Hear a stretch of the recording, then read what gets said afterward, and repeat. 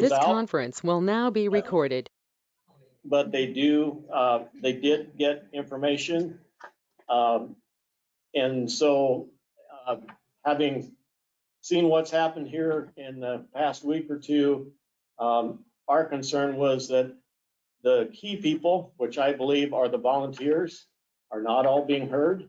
And we wanted to make sure that the opportunity to be heard would be done here in a format tonight. So we want to kind of keep this civil if we can tonight. I'd like you to keep your comments to 3 minutes if you can. You know, I know there's been some comments. We don't need to look at the past. We need to just look at the future. But, you know, as Winston Churchill said, those that fail to learn from history are doomed to repeat it. So, you know, we do need to take a look at that. We have some folks online. I will ask, there is a sign-in sheet that's going around. I ask that you sign that up. It's not necessarily for our benefit, but the courthouse has a security protocol that whenever there's someone in the courthouse, we always like to know who's in here in case there's ever a problem. So if you do that, I'd appreciate that. And then I'm going to request that we get identification from those that are online. So if those are online, can go ahead. Have you muted all of them? Yep. She will unmute you.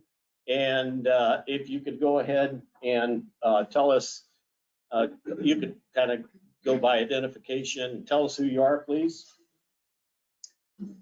Okay, we have someone named Mike.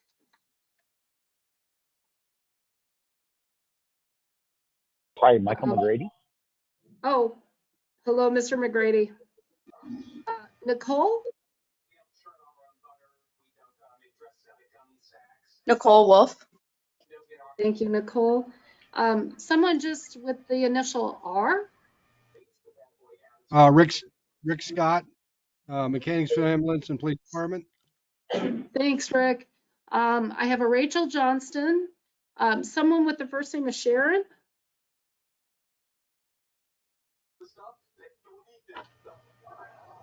Okay. The Slaw family is maybe Joyce?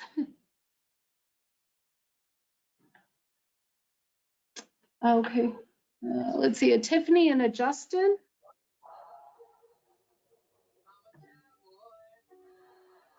All right. Garrett has left. Somebody with the initial B.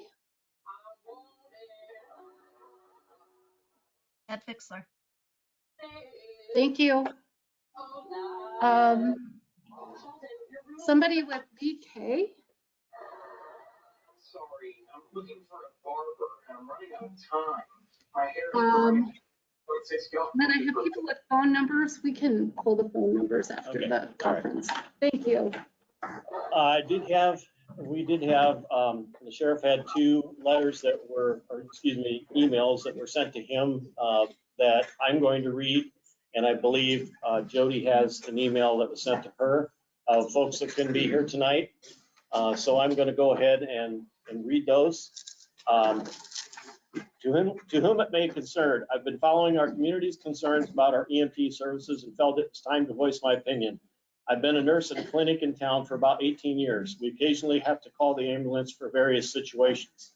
I haven't had issues with the service until recent years. Crews always ran efficiently and effectively under Bernie, Don, and even Tom.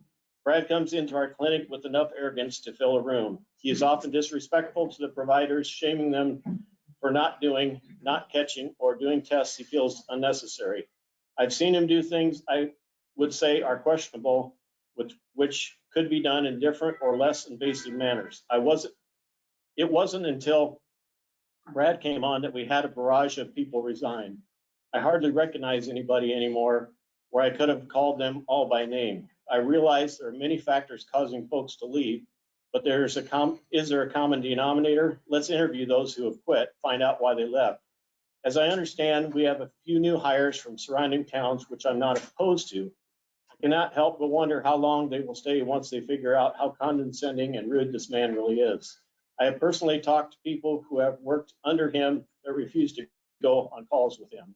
I would never work for somebody that talks to people the way he does. If he is talking to the providers like they are small children, how does he treat those that work under him? I'd like to see some behaviors modified. If we can't have resolution, we may be faced with finding a new director. I truly think if we created a pleasant working environment where our volunteers feel respected and supported, we would have more sign up and stay on for many years. Tipton really has a lot of genuinely good people. Occasionally, I get to work at other clinics, and when I come back home, I know this is where I need to be. It sickens me to see our volunteers abused to the point they will no longer serve. We can get through this and come out stronger. Thanks for hearing me out, Trina Anderson. The second one is, my name is Joyce Slaw. I have been a member of Tipton Ambulance for the last 16 years. I'm writing in regard to your decision about the city manager. I want it to be known that I'm not in favor of him staying. My concern is more related to the ambulance service than other parts of his job. As you all should know by now, that we are still struggling in the ambulance service. And yes, I feel it is due to our ambulance director, Brad. City manager wants to know how to fix it with keeping personality out of it, as stated in the Tipton paper for a meeting to come up. I can inform you that Brad is the issue due to his personality and not willing to work with others, mainly females, with less degrees than his paramedic license. He treats people and the patients rudely, and have heard him say that he would ram a needle in the arm just so a patient would not call 911 again. His sense of humor is not needed and taken with him being rude. When Brad started, he destroyed the Tipton ambulance, then called it into state for us to be shut down. Then Brad fixed the state requirements so we could stay open, as to make him look good like the hero of keeping the station open. Who does this? Brad has had complaints about him and with the city manager, his boss has not done anything. The city manager has only come to one meeting, and at this meeting, he sat in the chair and fell asleep as he tilted his head downward and had his eyes closed. At the same meeting was when the crew members were asking Brad about the money and finances and who gave donations, as we did at every meeting prior to Brad. Brad then asked the city manager to wake him up if he had to answer the questions, and his answer was that Brad did not have to answer us. My concern is, why is the city manager sleeping at a meeting instead of making the crew members feel as the issues with Brad and the ambulance are important, and why did Brad not have to answer us? The city manager that night made our problem and issues much worse, and over the last few years has grown even bigger.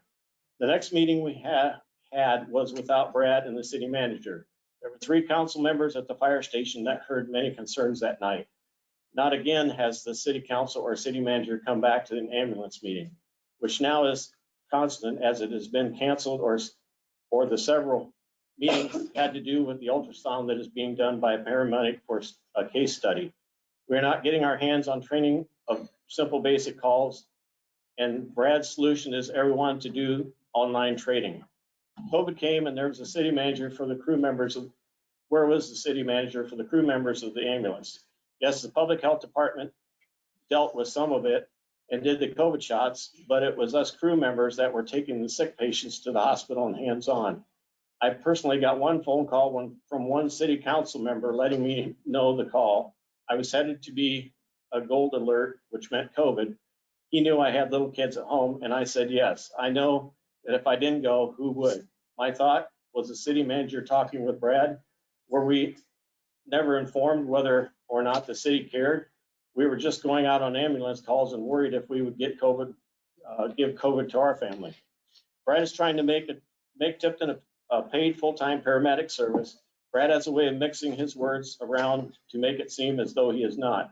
He can talk in circles with nonsense or repeat himself to sound as if he is not. I have heard from other people that he does not plan to have that as his goal, that he does plan to have that as his goal. I have also heard from others that Tipton can't afford it, but why is the city manager allowing him to keep hiring people? And as time goes by, the people he hires leave as nobody wants to work with them. He is irritant and rude to his patients, the people and the people in our community. I personally will not go on an ambulance call with Brad after I did one and seen how he treated the patient and also the surrounding people. I can also tell you that my experience with Brad is that I will never be alone with him in the station. I usually coordinate with someone to meet me or have kids with me. As a gut instinct, I don't feel right around him. And the one time he wanted to state negative things about me and how it is my fault that no one comes to the ambulance meetings because of me. I didn't need to be bullied. My partner and I, after being out on calls throughout the night, brought the ambulance to a city function to have the city manager ask about the cot in the back, then went on to tell us that he wrote the grant for the money to get it. But at prior meetings, Brad wanted to tell us that he writes the grants. So who writes the grants? And really, what is the budget for the ambulance service? As if any of you just do a pop-in visit at the ambulance station. It's filthy, dirty stuff everywhere on the countertops, tables, and Brad keeps buying more stuff on the internet. We have AEDs laying around. That was to be a PR around town about 3 years ago, and yet not many facilities have them, nor are they updated and expired. I would hope that you would not need an AED and find out it's expired. The newest thing I have been informed about is that Brad is not allowed to be in the Cedar County Sheriff's Office due to females not feeling comfortable around him, and much more information that is hearsay, and was also informed the city manager is aware of this. So this being true, why is the city manager, Brad's boss, allowing him to be employed at Tipton Ambulance? Leadership starts at the top, and if it's a city manager that oversees Brad, then you need to restructure the line and start at the top. This Tipton Ambulance is not going to get better in the future until Brad is done and gone. And if the city manager can't see that, then in my opinion, the city manager is not doing his job. If the city manager can't perform his job, then it is grounds to let him go and fire him. That is why I'm saying he needs to go, as the issues with Brad have gone long enough, and the Tipton Ambulance is suffering. Also, it's not fair to the public or our community. Have some faith and pray and let go of the city manager to restructure the line down. It can be a blessing. People can be replaceable and stay positive. You don't need to hear that there is no one out there to be a city manager or a Tipton Ambulance director. Thank you, Joyce Slaw. You want to read that one? Yes, email I received this afternoon. I am not able to attend tonight's meeting as I'm out of state. However, I'm very interested in the discussion. In my opinion, a budgeted staffing model with plans to retain and support a volunteer program are a must for the director to submit. It is understood Tipton has never gone this route before. That is not a reason to have a blank check without long-term goals in mind. Are we looking for a 70-30 mix of volunteers to hire, 50-50? Are we wanting all critical care paramedics? Are we willing to support ongoing education? Additionally, the council needs to support the director by making clear what his job duties / expectations entail. Covering all open shifts, is his job daytime focused? What about volunteer engagement? There are a lot of unanswered questions. To be successful going forward, we need to clarify toward the goal. I'd be happy to talk further regarding this topic to the director or any administration member. I'm hopeful we can find a way to appreciate our long-term volunteers, keep them and new volunteers engaged, while most importantly, continuing to provide a strong support to our community and those surrounding. Thank you, Julie Williams. Okay. Those are what we had sent to us, so I'll open up the floor for any comments, questions. Actually, we're not full of answers, so it's mostly comments. So, and actually, just to let you know that the Mike McGrady that's on is actually part of MCM, and it's being recorded for them to hear. So your input will be considered by the study committee. Go ahead. I called Brad one day just to volunteer. I wanted to know more about it. And he was really snotty, rude. He goes, where's this going at? I said, is it open to the public or what? And he goes, well, we can't discuss that. It's private. And I got thinking, how are you going to get volunteers if you ain't got people volunteering? Okay. Well, let me read this really quick and don't forget him. I got another one here from Deb Thumma, who was on the ambulance for years. She wants me to ask, how can the towns that are much smaller than Tipton keep their volunteers and stay staffed, but we can't? Question, has anyone on Tipton Ambulance Service offered CPR and first aid classes to the citizens? recruited at the high school? What has TAS, Tipton Ambulance Service, done to recruit others other than notices on the website that no one probably ever sees? How is Tipton supposed to trust someone who hasn't done anything to hasn't done everything he can to keep volunteers? Who is going to pay the salaries of all the paid staff? What will the cost be?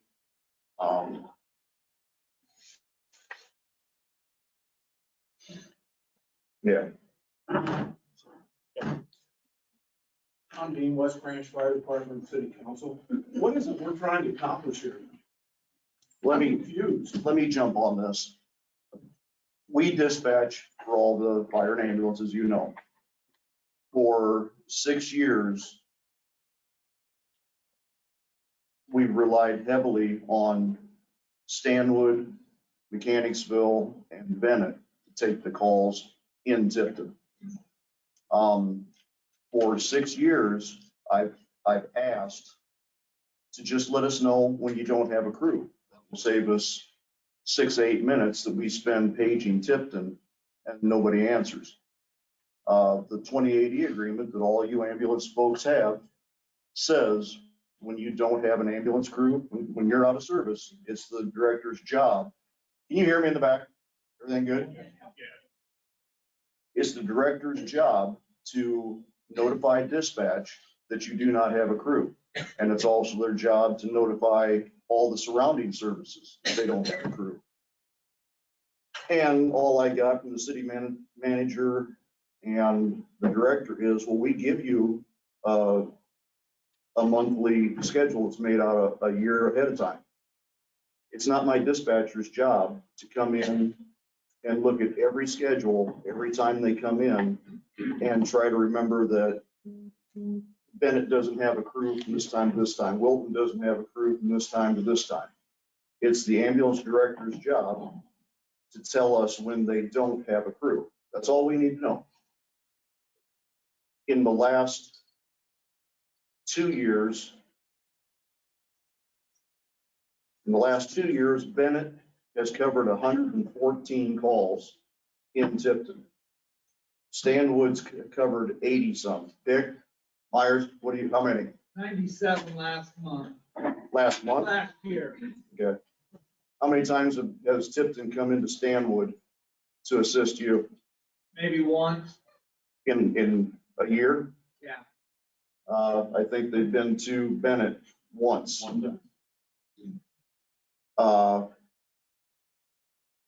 Mechanicsville gets thrown off to the side a lot of times. How many times has Mechanicsville been to Tipton? 34 in a year? How many times have they been up there to help you? I think once Good. There's absolutely no reason why we need to have ambulances from Mount Vernon taking calls in Tipton. There's no reason why we need to spend all this time paging somebody. Finally, when I forced the 2080 agreement, he at least started letting us know when he doesn't have a crew. There's issues. That's what we're trying to solve. Back there first. Can't see. There we go. So it was reported at the last meeting. It has 32 people on their roster. We did not fill their schedule with 32 people. Somebody told me that there's 32 people on that list, but they're not all active. So I think the director needs to tell us how many he has that are active versus things that or else figure. I'll answer part of your question if you have more. One of them lives in Carroll, Iowa. One of them lives in Illinois someplace. One of them lives the other side of Des Moines. Did you find out where the rest of them are from? How many of them are actually here? How many people here are on the Tipton ambulance now or have been? Okay. Your opinions will weigh very heavy here. I just have a point of clarification. For us that aren't from the Tipton area, Does the city, I'm assuming that the city administrator nor the director of EMS reports directly to the Board of Supervisors, am I correct? Correct. So what leverage does the Board of Supervisors hold to be able to solve some of these problems for the city of Tipton? Well, go back to what I said at the beginning. When the legislature deemed EMS as an essential service, that allows the supervisors to levy money to help fund that. And what we're trying to solve is some of these problems. And what we're hoping will happen is that MCM comes up with a magic plan. Sorry, Mike, but you have a heavy Jeff's task. on too. But basically that they come up with a great plan. And then what we really need before that goes, we as a board take a look at that, and then it goes out for a vote. And at that point, we're going to need all the departments to be bought into this plan. And it may be quite a mix of what we're thinking or what somebody's thinking. You know, there may be something out there that nobody's thought of, that they think of. And the goal is to solve collectively as a county this problem, and then help with this funding to help solve that problem. Right, but in today's state, you have no leverage to make any changes to the Tipton ambulance service or to the service being provided to the people within the Tipton ambulance district. Or any of the other ambulance districts. And realistically, the only thing that can be done, and I understand that's actually was started a little bit, and Wilton, I think, can attest to this, but there can be withdrawal of townships from a particular district and go to a different township. That's correct. And that funding follows wherever that township directs it. And Tipton has lost everything south of Interstate 80 in Rochester Township.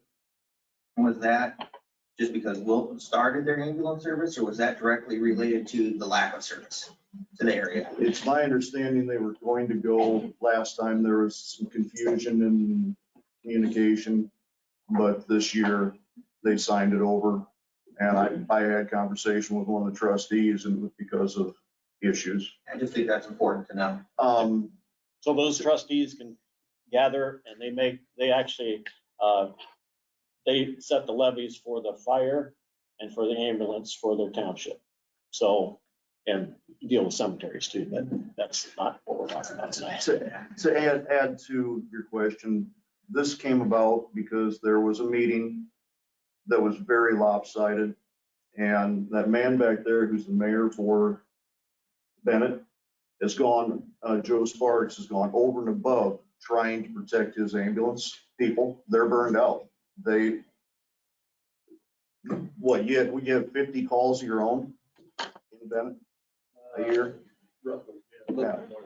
You have more calls in Tipton than they do in Bennett. They're burning out. That man has gone through every channel trying to do the right thing, trying to be, I lost the word, trying to do the right thing. Be cooperative. And the city manager did not answer any of his emails over 2 years, has made comments about the mayor of Bennett. And when he went to the meeting, he might as well lay down and been a floor mat when you come in. That mayor back there said, if I ever treat anybody like that in a meeting, he expects the council to impeach him. And I would have to agree with it. Their own volunteers were cut off, not allowed to talk. So here we are. We get to talk now. We got a couple people online that want to have a comment, so. Yes, and actually, if you want to take one more, Okay, while I get them unmuted. yes. It sounds to me between the last meeting that I watched and this meeting, that it's pretty much pinpointed where the problems lie. And if the Board of Supervisors aren't able to take care of the people who are not following through with their jobs, who is in charge? Is that the commissioners that we voted for? Or who's in charge of the city administrator and the gentleman in charge of the Council and the mayor. It'd be this, regardless of whether it's Tipton or another city. And I know there are some other cities there that their people are frustrated with some of the stuff that's going on. Not to the point of maybe one community, but it is ultimately the city council and they're elected, and the mayor and they're elected. And I'm gonna say this, the Tipton mayor is here, and he's a good man. I like Brian, but he's getting piss poor information from some really bad people. And that's for you, Brian. I'm trying to stand up for you, but you're getting bad information from worse people. So is anybody who's on the city board or any of those people here tonight? Yeah, right here. Okay, I guess other people. In the town? Oh, we got a West Ranch here too. Durant. Okay, so we do have some council members. I guess I was asking about the Tipton council member. I seen one Tipton council. Yeah. Okay. So there's one, and how many are there actually? I believe 5. Okay, so 1 out of 5 cares enough to make it to this meeting. That should tell us something right there, guys. Well, hang on, because there are laws that keep them from. There can be 3 of you here, okay? There can be 3 of them, but you gotta be careful. Okay. You're right. So 2 other ones could have shown up to see how. But The council that showed up and said different spots. Is there a- All right, we have a couple of people online that are going to talk. Tammy Wiggum, if I have you unmuted, if you would like to make your comment.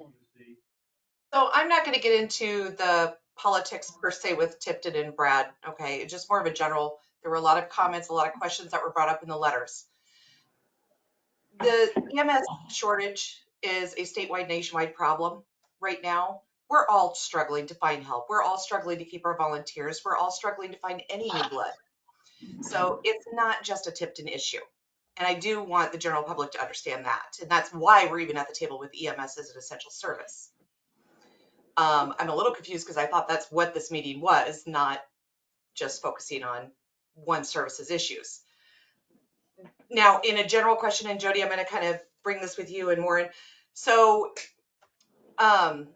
Johnson County doesn't have any trucks available. Is their dispatch telling you every time? Yes. Johnson County dispatch does call you every time. Does Muscom? Brenda? Just for my knowledge. My dispatch supervisor's here, Brenda, Johnson County. There is no time they don't have a crew, is there? No, it's never, not that I'm aware of. Johnson County and Durant do a fantastic job of covering their calls. I know how many times we have no trucks available. That's why I'm asking.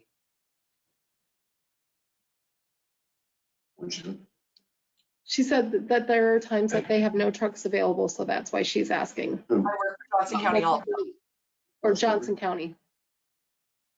West Liberty, in recent memory, Johnson County has missed 1 call. Okay. I think Durant covered it. We covered one for them last year Okay. in West Liberty. So I'm just trying to understand the dynamics with all of this. You know, we have 2 trucks. If we're both out, but we're dispatched by Muscom, I didn't know if Muscom was contacting you guys. I mean, I let you know when we have a truck down and we still have one available. I'm just trying to figure out where all this came in, obviously.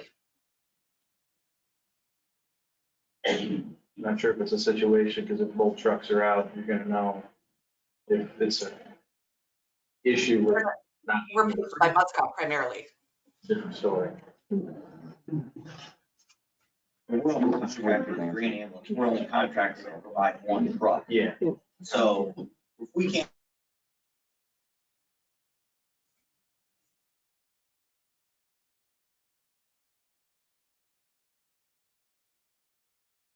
provide the 1 truck, that's a breach of contract, and we have to let them know that we can't provide the 1 truck. We're going to have to use the incident at both rates and not being able to staff a rate altogether. And then Aaron Hansen had a question. I have you unmuted on our side, Aaron. Okay, hello. I was just wondering what the difference in call volumes between Tipton and then the outer communities like Stanwood and Bennett that required response from Tipton when there was no crews available, or vice versa. Like, is there a significant difference in call volume? What is the call volume of Tipton? Yeah, Is versus that one Bennett. question? It's like 711, I think, last year, something like that. That sound right? Tipton people? 750? Or that's the amount of times they were requested. That was the number of calls that they were requested, not necessarily took. Yeah. And then what the call volume was for Bennett and the surrounding other communities? Now, I think we said that Bennett's usually around 50. On a normal year, the last two, it's been over 150. Yeah. And Stanwood, We had 242 last year, and our normal call volume was right around 80. could you hear that? Yeah, I did. 242 and 80 of them were in their own district. Okay. Okay, back to the room. Yes. Before I moved to Wilton, and before I became a cop, I worked at the Cedar County Sheriff's Office dispatcher. And I'm sure Brenda can attest to this. It's extremely frustrating when you're sitting there paging and paging and paging and not getting a response when it's as simple as calling into dispatch and saying, hey, we don't have a crew from 6 p.m. to 9 p.m. Can you dispatch the next closest service? It would eliminate at least 10 minutes.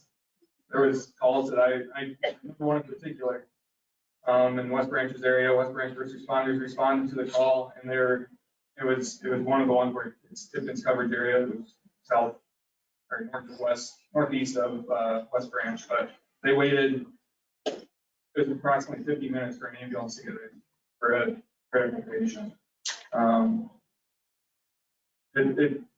It sucks as a dispatcher sitting there and just calling everybody and trying to get somebody there.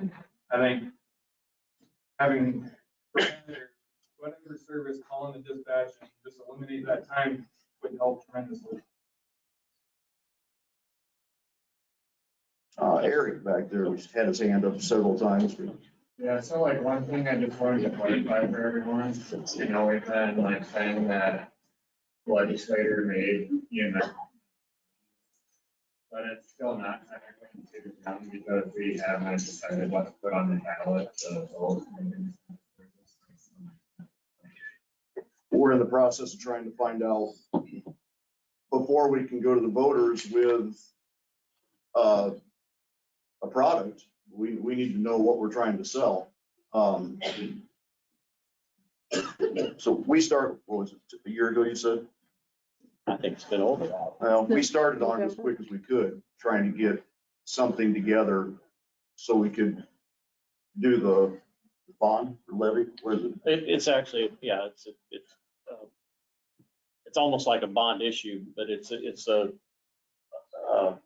I can't think of what it's actually called, but you basically go out there to the public, and from the Board of Supervisors perspective, we weren't going to throw something out there that's just throwing something at the wind, because that's not going to work. That's not going to help any of the situations that we have.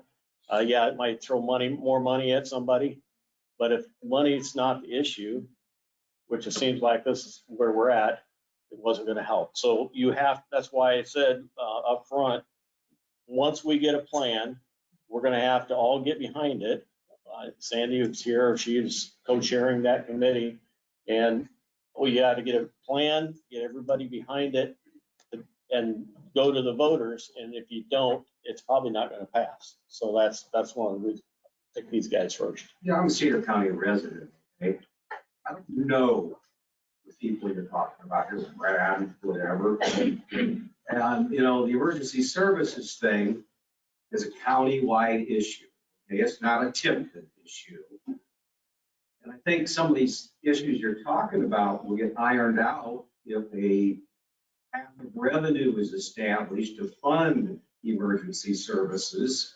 Because won't that establish a different jurisdiction to handle issues? That's what we'll find out. That's part of the issue before us. And that's what MCM is working on to come up with a path. Because once again, if the Board of Supervisors said we're going to have a countywide ambulance service, I guarantee you, I can name off probably all but one or maybe two ambulance services there that will say, no, I'm leaving, and they walk out the door. Is that? So does anybody? Because as John said, there's going to be a bond levy. If that's approved by the voters in the county, the taxes, in the county, the taxes will go up. Because it has to be funded somehow. So it come from there. It's a double-edged sword. It's a good thing that these ambulance people are committed to their communities and they take pride in their ambulance service. But you start talking about maybe consolidating, and you got to fight.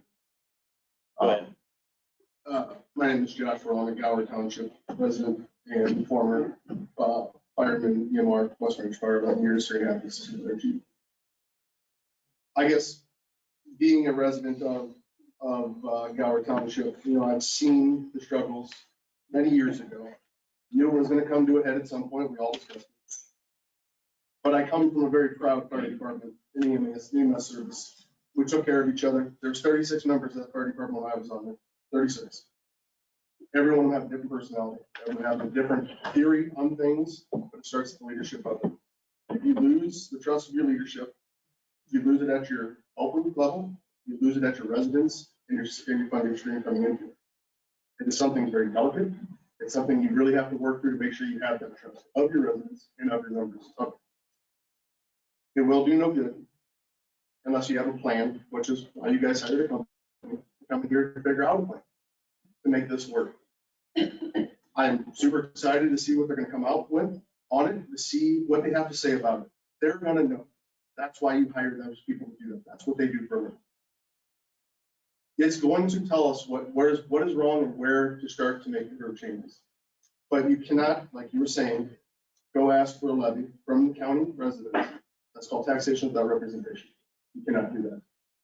And you will not gain the trust of these people. So you have to have a plan. I guess one of my questions would be, and obviously this will come out in the coming weeks, is this something the county is going to just kind of adhere and work with the towns? Is this something that there's going to, levy out so much per capita per? I mean, this is all going to come out and with time as time goes on. But that's why we hired someone to do it. Time will tell. I understand everyone's frustrations. We had the same frustrations. I had the same frustrations. Burnout is real. I get it. I'm a proud example of burnout. So, yeah, I mean, just be open to what this is going to be, everybody here, to what this company is going to come back with. It's going to happen.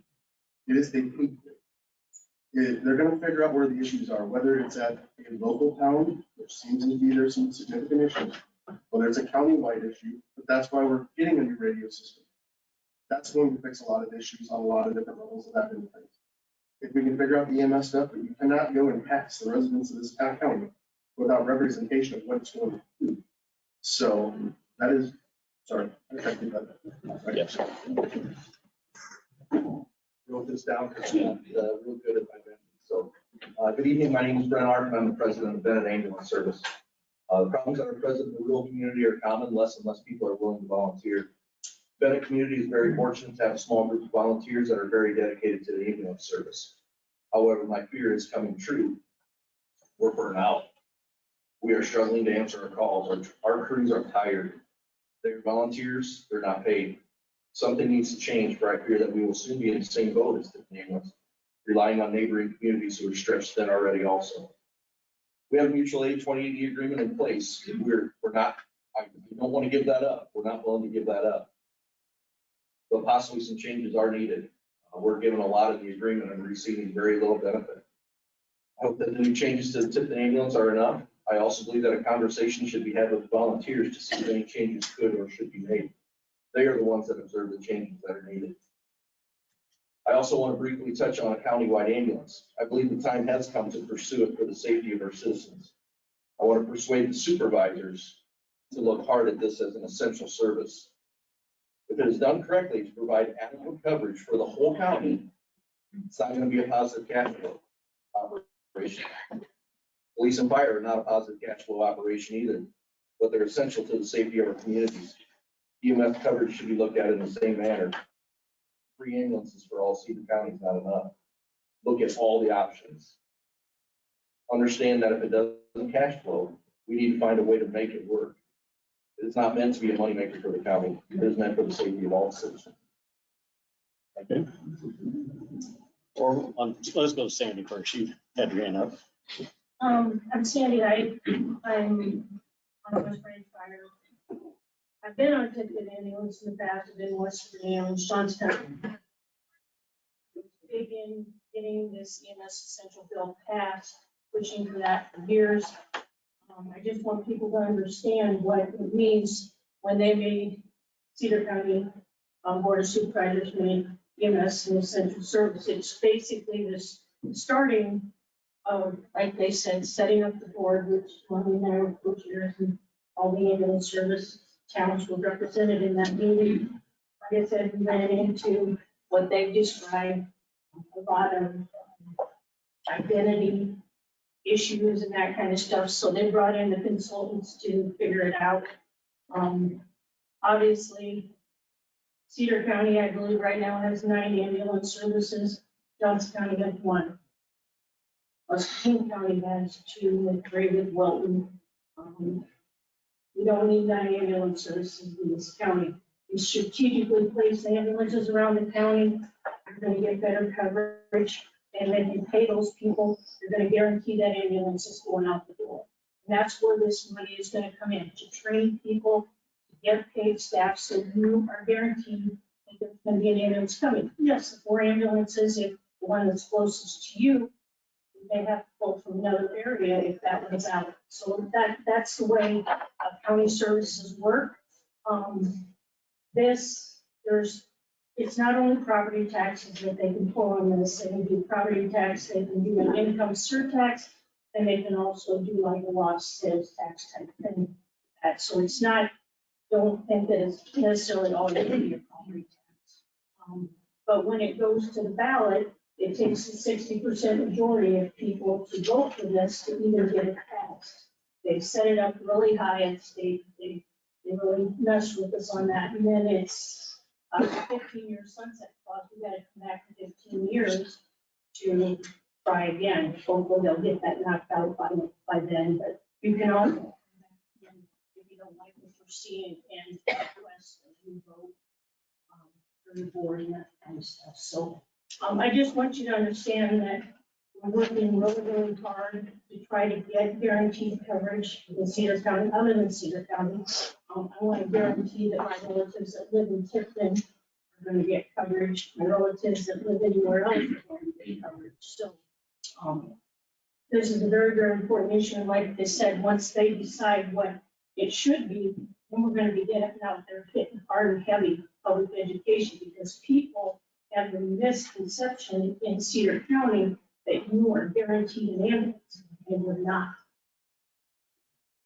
I admire the dispatchers. I was a dispatcher for years, so I totally agree with Warren, what Nick said, and that I respect them, because it's really scary if you've got somebody on that line that's dying and you're having to page another ambulance, another ambulance, another ambulance. And a lot of time it gets to the paid services. Johnson County coming in, pulling in Reddy, pulling in Durant, those kind of services coming in coverage. So I just want, my big goal is to make sure that everybody in Cedar County, when they call 911, they're going to get an ambulance. And the superficial issues of Tipton ambulance service is not Tipton ambulance service. We need EMS in Cedar County. If that problem will be solved if we figure out what the answer is here. And I appreciate everybody coming to these meetings, because these meetings are going to be important down the road when we go to try to bring this to a vote at the time. Please, promise order. Oh, yeah, sorry, go ahead. Thank you for that, Sandy. That was very nice. Appreciate that. My name is Kevin Coon. I am an EMT with Tipton. I'm not here to defend Tipton. I'm here to discuss Cedar County. I was also the coordinator for some time at Stanwood before they dropped down to responders only and then came back. Good job in that place. As I understood the announcement, this was to be a meeting about EMS, Cedar County EMS, essential or not, and suggestions from the public on how they'd like to see it structured. So let's do that. Our state legislatures recognized that communities were struggling. They then, alongside with Governor Reynolds, worked as a team to provide county boards of supervisors a tool to help fix the problems. Our supervisor appointed EMS leadership as a team to identify the problems, researching to find the most logical path towards a solution, and submitting their recommendation. We, as EMS providers, were taught how to provide emergency care to the sick and injured. And that to properly do this, we had to work as a team. Anybody remember that in their class? We can also recognize when things are beyond our limit to ask for appropriate help. And then we work as a team. You see a trend here. It appears that some of us have forgotten this part of our training. So far, the appointed committee has found what may be the most logical direction, but are struggling with selfishness, pride, and egos. As a provider and a resident, I'm frustrated. We need to stop. We need to refocus. We need to work together, all of us. While living in Stanwood, I needed an ambulance. Lonnie can attest to the fact that I was a patient in the ambulance that came from Mechanicsville. While living in Tipton, my mother had a respiratory issue. She had to wait for an ambulance from Stanwood. Yes, there's a problem, but as a team, we may be able to figure it out. Every service at the county is experiencing the inability to answer a call for help. Every service. Thankfully, we have neighbors helping neighbors. I know if I'm on the ambulance and I'm the only one that shows up, I'm appreciative knowing that another service is going to come and take over for me because I can't transfer. I do appreciate it. In closing, please, let us stop all the finger pointing and name calling and really get back to task. A true team and a true EMT can and would. If not, maybe you're no longer cut out for this job. Thank you for your time. Joe? Oh, sorry. Go ahead. Okay, go ahead. Oh, hi. Anyway, Joe's part of me, I appreciate what the gentleman behind me just said. They're asking us to speak up online because they can't hear. A team, as you said, without a coach, there's a bunch of people out there flopping around. You have to have somebody who needs you. You can't just show up and expect to have some kind of direction. I asked the city manager of Tipton, and he did respond to my email for a schedule, and he provided a 2-month schedule. And it's really confusing, but Tipton does have coverage from 7 o'clock in the morning till 4 o'clock in the afternoon, and some throws in here and there. Really hard to tell if they have anybody tonight. Is anybody really going to be there on weekends? And our ambulance director can attest to this, calls that we have from them to Tipton, nice. So my point to that is, you can have the best team in the world, but if you don't have a coach, man, you're not gonna have a team work.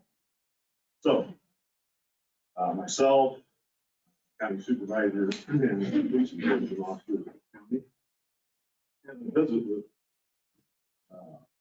Tipton mayor here several weeks ago, suggested they get rid of their ambulance director, Brad Rabbit. That's who we're talking. And we didn't suggest, we told them, to fix this problem in Tipton, get rid of it. And 2 weeks later, they had a special meeting. And I was treated like dirt, and not just me. There's multiple people treated like dirt at that Tipton council. That's why last night, I'm sorry, Monday night at our meeting, our council meeting, so if I treat anybody like that, impeach me. So my thoughts on the problem, not necessarily with the director of the ambulance in Tipton, but also with the leadership of the city. So at the county service, which I'm not arguing we don't need, but if you allow that centralized in Tipton, it's going to fail. And Sandy, I'm sorry, you did say spread out through the county, and that's the only way it would make sense. The current director of Tipton thinks that you can centralize it in Tipton and they can cover all of now north allowed. I wanted to take you to drive around Tipton. 20 minutes, 25 minutes? Yeah. All our discussions have been. But anyway, to fix the current problem, that would be my suggestion. And I have nothing against Brad. Talked to the guy a couple times, but again, if you have, it doesn't matter if you're running a private business, whatever. If it's failing, blame is on man. It's not on the people out trying to work or do the job. So. Horrible. Thank you. My name is Orville Randolph. I'm from Granite Ambulance. I've been in EMS for probably about 30 years. I'm also on the executive committee, or on the EMS Essential Service Committee of the Board of Supervisors. And Lonnie or Sandy, if you're they're on the committee as well. One of the things that we are tasked, and John can correct me as well, one of the things that we were tasked with the Essential Service Committee was to look at the options, issues without pointing any fingers, trying to keep an open mind of what will provide the best coverage for the county. Now, I went into this with an open mind. I'm just as parochial as anybody else. I'm proud of Bennett Ambulance. I grew up in the Bennett district, and I'm very proud of them. And I'm just as proud of Grand Ambulance Service. I think I was with Bennett for about 23 years and served as its director. One of the things that we talk about with the taxation and the funding that comes in for essential service or for ambulance coverage, it's not guaranteed at all. The township trustees are completely cooperative with us. They give us the courtesy of giving us some funding. I know, like for Brent, work on his budget before he not only has to go to the city of Bennett to get funding, but he goes to his townships. And he also covers outside of Cedar County. He covers the New Liberty District. Grant covers the city of Walcott. And we go all the way down to 61. That's some of the issues I brought up. Parochial. If we go to this countywide service, what do we do for those West Liberty? They go all the way down. So how do we cover that? That's something we're going to have to go to Muscatine and Scott to do. These issues that we're seeing are not, somebody mentioned it online, is not anything new to us just in Cedar County. It's nationwide with the coverage for this. So how can we compensate the volunteers? My service director, Dan Sterner from Graham, he's also on the board, if you don't mind me saying, for Medic EMS in Davenport. He's on the board of directors for them. They've been having funding issues in the urban areas with Medic, and they're having problems with funding. So Scott County just recently took them under their wing as a governmental unit to help with funding with a combination of taxation with run revenues, where that's where we're different than law enforcement or fire, because they're not a run revenue generating agency. So we marry that up. Now, I mentioned taxation from the township trustees, and it's not guaranteed. Currently, the funding that we get from the township trustees comes out of the fire levy. So we're taking from the fire departments for their funding. Currently, the Center Township around the Tiffin area, there's multiple agencies that come into Center Township. When I was trying to get funding for Bennett Ambulance Service, the township trustees were already at the max 67 cents, whatever that is. And they were already maxed out, so they had to pick how much we're gonna give to Bennett, how much Bennett Fire and Bennett Ambulance, how much we're giving to Tiffin Fire, Tiffin Ambulance, and sometimes somebody got shorted. So how do you pay for that? And then we're trying to incentivize by giving some of the volunteers some monetary compensation, but it's taken away from their work, away from their families. So and there's a cost of if you're a paramedic level or if you're EMT level, you have to continue in it. Nick is the coordinator for Wilton Ambulance, and that takes money, time for billings, doing quality assurance, blah, blah, blah, all the administrative costs for that. So that takes time. The city of Wilton took the time. Dave, as chief of police of Wilton, supervises all the public safety. And so he's committed to one of his police officers to help run the ambulance service. That takes funding. And we're taking away from the fire service. So what the state did with that essential service is create a separate levy, or however that terminology is, that the Board of Supervisors can do. And so they didn't just want to say, we're going to do this. They're trying to cooperate with EMS providers in the county. So they tasked us, again, Sandy or Lonnie, please jump in. So what do we present to you? And so that's where we were getting into the weeds of this. Do we stay parochial? Do we still say Bennett Ambulance? Because we've had discussions at our, and Dan can speak up to, at our meetings, because we are parochial. We care about our grant people. We care about our Bennett people, Mechanicsville, Stanwood, and all that. Or as a team, what do we present to the Board of Supervisors? What's that going to cost? So we got to the point, and the sheriff was part of that, and Jody and a bunch of group. What do we present to you folks on what we should have? I mean, we'd like to have a truck in every town staffed by a paramedic or a nurse or a doctor. And that'd be great, wouldn't it? So the person in Massillon, the person in Sunbury, the person in Downey, all gets the same level of care. And unfortunately, we don't have a hospital in the town. So we're going to Davenport, and Iowa City, Cedar Rapids, DeWitt, Muscatine. So we don't have the logistics of having a local hospital. So how do we provide that? So we looked at anything from a Chevy model, which would be, we stay the same the way that we are now. We'll fund our existing volunteers as a grant, a Mechanicsville, whatever. Or do we go to a county-wide service, and how would that work with logistics for the area that we cover, not only in the county, but a lot of us, West Branch covers 2 counties, Mechanicsville covers 3 counties. We cover 3, we have 3 counties in our town, let alone the areas that we cover. So how do we afford that? We currently have a new ambulance. I kind of probably appreciate the required costs of this stuff.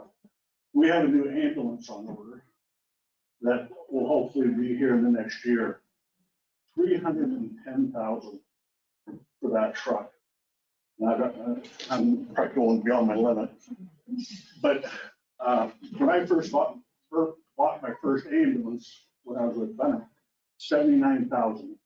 That was in the mid-90s. About 5 years later, I bought another ambulance, $112,000. I bought another ambulance after that, $150,000. Last truck I bought in Bennett that you just traded, that was $200,000. Bennett just bought a new truck last year. That was close to 300. 79. 279. A monitor in the truck to at the ALS level is $30,000 to $35,000. Cots, we just put new cots in our 2 trucks, $45,000 a piece. So you're seeing the costs that we're incurring, and then we're trying to cover the minimal compensation that we're doing per service. I know you guys are trying to compensate, Tiffin's trying to compensate. Now we want to go to a full-time staff.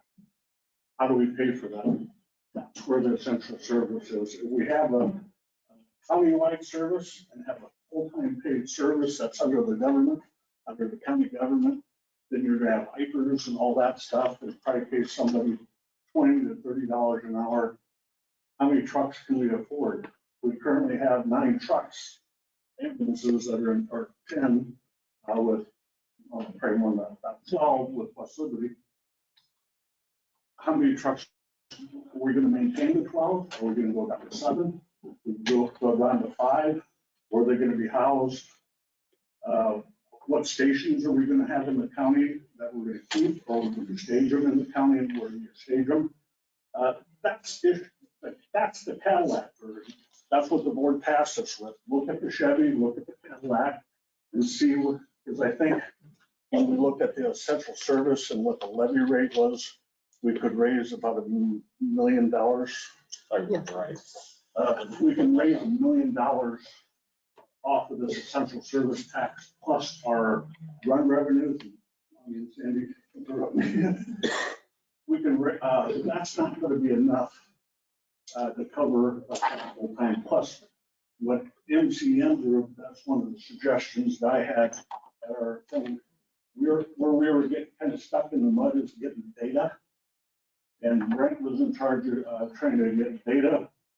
And what our monies that we're taking in, our expense, our revenues and our expenses, our calls for service at specific times of day. That was taking time because what are we?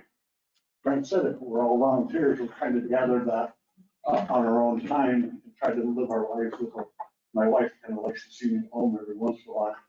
Our families do.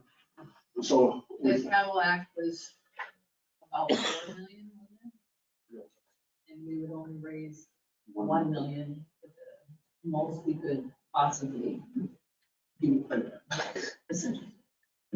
So do we do that at countywide level, raise that levy? Or we do the parochial level, or is there a mixture of the both where I'm just gonna throw Brent under the bus and Bennett and us consolidate, Stanwood and McKinney, so you're kind of doing that now, you're doing simultaneous. Share stuff. So we're kind of doing that now, and Stanwood and McKinney will solve it. Some of the times that you're having trouble, you do the simultaneous page. So, yes. So if Tipton were actually to get everything together and they could take care of their own calls, then would Bennett be okay? Would Stanley be okay? Would you be okay? Yeah. So it's, Well, going back, Tipton's not the only one that has issues. Back in 2020, you remember what happened in 2019, 2020? COVID. I think Wilton was seeing it with Drain ambulance. They had it right there. And this isn't any secret. Grant ambulance. Forgive me. Go ahead. You've already let it all out now. Yeah, that's on the council, he seems to be jabbering at council meetings. We got 10 minutes out there. 2020, Grant ambulance service got hit hard by COVID. We're going on COVID calls, the gold alerts, whoever said that. I was in ICU for 4 days. I brought it home to my family. I was off work for about a month. It took me about 9 months to recover from that. I couldn't go on ambulance calls. It wiped me out fatigue-wise. This is where I'm asking for his forgiveness. 2 members on the ambulance service we lost because of COVID. His grandfather was one of them, who was our dedicated drivers. And one of our other drivers died from COVID too. One of our main paramedics, he's on the line, so he's going to have forgive me. He's 80 years old. He was afraid to go on the ambulance calls because of his age, and he was afraid of what was going to happen. Did we have problems with coverage in 2020? Yes. We were losing people. So And I can point the fingers at any service in here and there faced the same question. And I'm glad to shut up. So basically, I want to address a couple things, and Orville brought up some of it, Brent brought up some of it. So this essential levy, or this essential service levy. So let's say MCM comes up with a plan, and we proceed and it gets passed. Now we have the essential service levy of I think it was 1.1, if I remember right, million. Then you have possibly some money still coming in from the townships and the city. If that doesn't do it, sorry to tell you this, Brent, but we can't as a county fund it. And the reason we can't is we are at a general levy cap. We are only allowed by law to go up to a certain point. We are at that cap, have been for, I think I got on the board in 97, and we've been on the cap ever since I got on the board. So we don't have, as supervisors, this magic way to go out and grab money. That's why the essential service levy was passed, to allow that to do some of those things. So there's not a perfect way. I mean, there's not a money tree that we can go out and grab and tax folks to get this. And so it's going to have to be a combination of many things. And I think that's one of the reasons why MCM is being involved, because they have dealt with this in other states, different types of funding streams. And I would guess, and I don't know this, but we may still have somewhat of a volunteer paid staff combination. And, but that's what we need to watch for and look out for and see what comes about. But unfortunately, and there's 3 supervisors here tonight, but unfortunately, we don't have that power to go out and just tax for it. That's why I said, look at all the options. Yeah. One more point. Okay, 1 point. Quick. Just remember, people start losing attention. Part of that, Chevy model versus full blown or a full paid service. Part of that in there is what we call, and John just alluded to it, called in Scott County, and what Medic does is called ADM, Alternative Delivery Model. And what that is, like in Eldridge, Bluegrass, Buffalo, in the Quad City metro area, they have a paid service, or they're full-time paid trucks. But then in the rural areas where they're governed, in the Eldridge, Bluegrass, Buffalo, LeClaire, they have alternative delivery models. They call them ADMs, and it'll be either a volunteer truck or you have a paid paramedic volunteer driver. And that might just be specific times of the day and we'll hire a quality manager that will track the times of the calls. And we've kind of done that. The sheriff pulled our times a day and days of the week of where our hot calls are. And maybe that's a model that we'll have where we could have a paid staff member during the day and ramp that's a paid paramedic for EMT for our hot calls or the times of day that we're having trouble covering. We've done that. And I think maybe that's what Tipton's doing now. That's what Wilton has done with it. So that's part of that. Okay, Larry. Larry Hodgkin, Tipton, and well, first of all, let me say thank God for volunteers. I know a lot of you are volunteers. All what we do out there.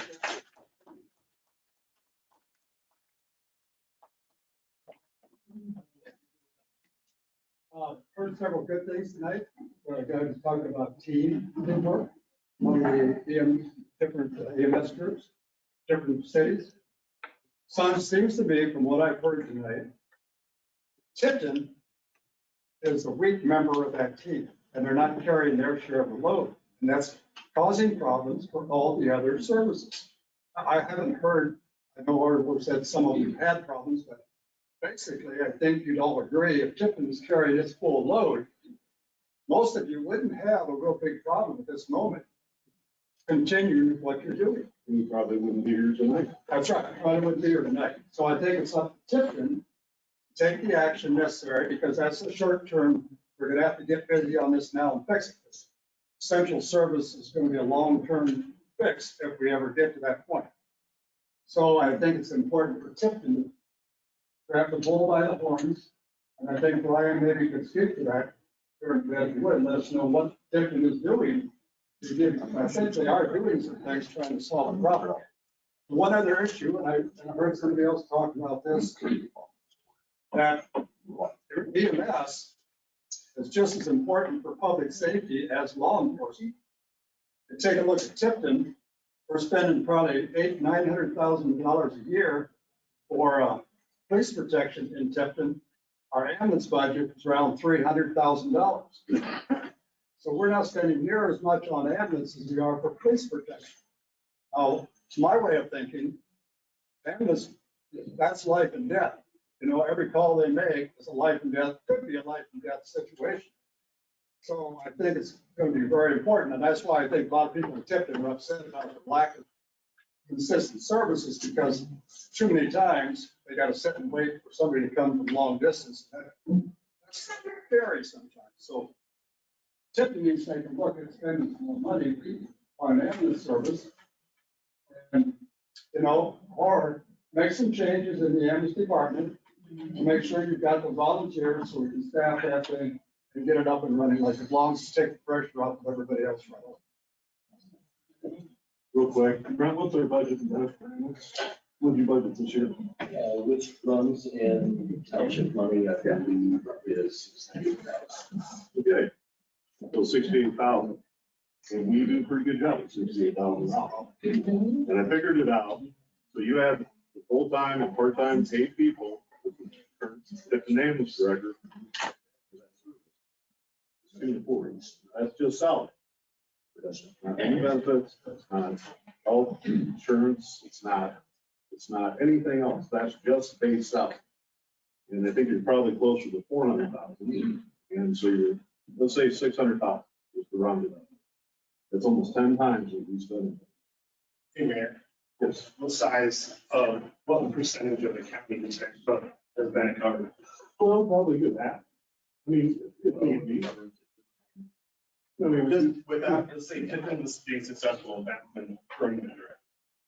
What percentage of the county was getting covered? Well over 50%. Well over 50%. We cover For years. And it's For years. Scott County as well. What's your Scott County?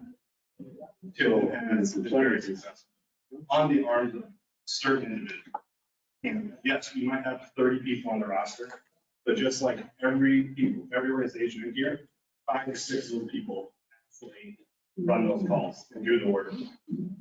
So, you know, we're saying, where are all these 30 people? I'm one of them. I'm volunteering to be way more active than I am now. Working up the team as a firefighter medic. I don't want to come home on every ambulance. I want to have a home life. Right? I'm gone 24 hours at a time, 10 days a month. So is Brent. So there are issues, yes. When we first took over, or when there was first the first full paid time director was Brett. Brett wasn't well received by some of us volunteers either, because there's a dynamic change right now. You have now a paid director handling volunteers. There's a change in dynamic. It's not a paid person handling paid people. You have volunteers that say, screw off, I'm not going to do what you want me to do. That's a big challenge. One of the biggest voices right now against Brad was just like me, didn't care for Brett. Brett leaves, Brad comes.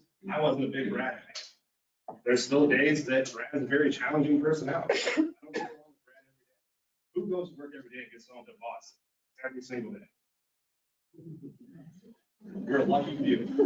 You are very lucky few. And I mean, I go to work every day. My DC drives me.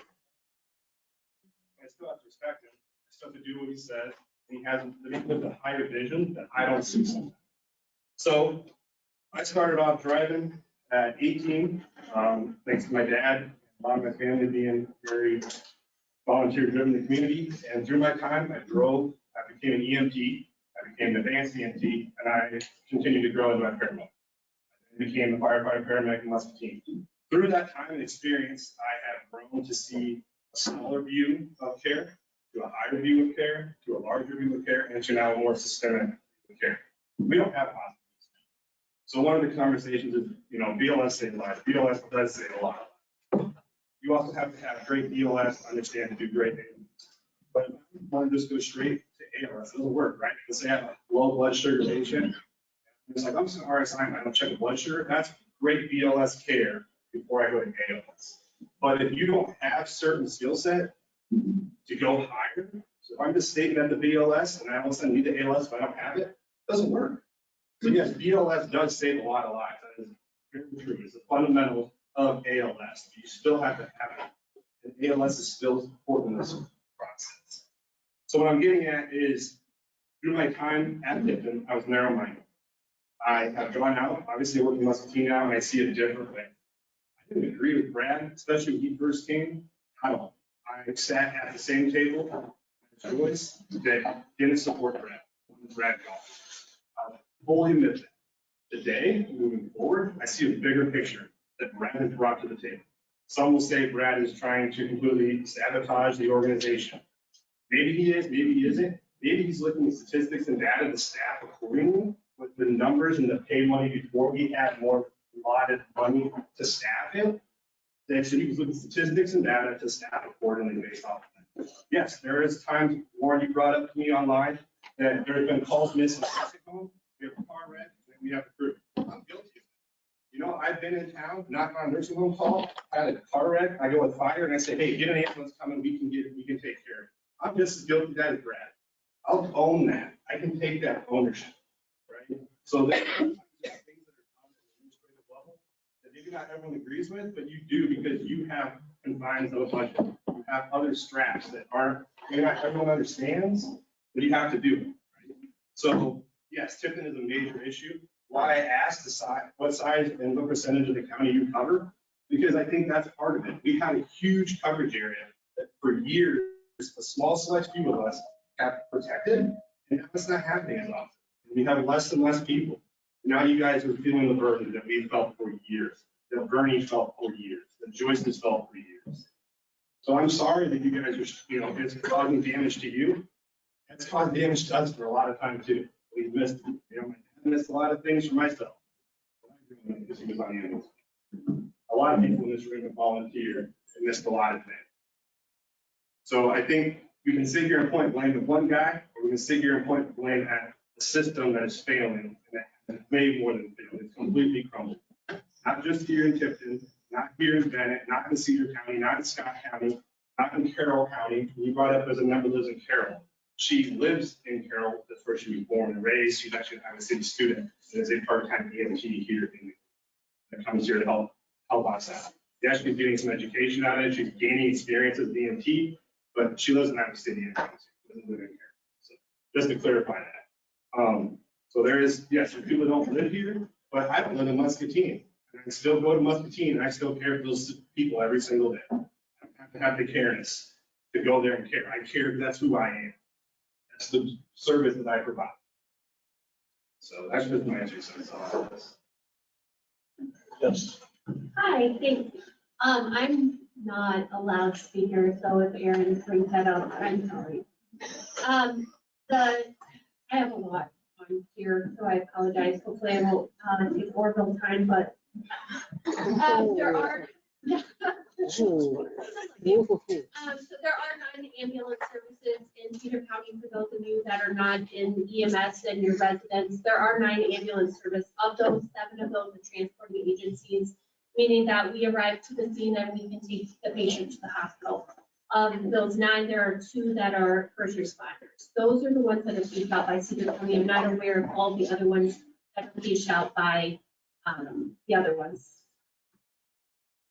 Brenda or Warren can give you more information on that. Of those 7 that are of the 9, generally 5 of those are staffed.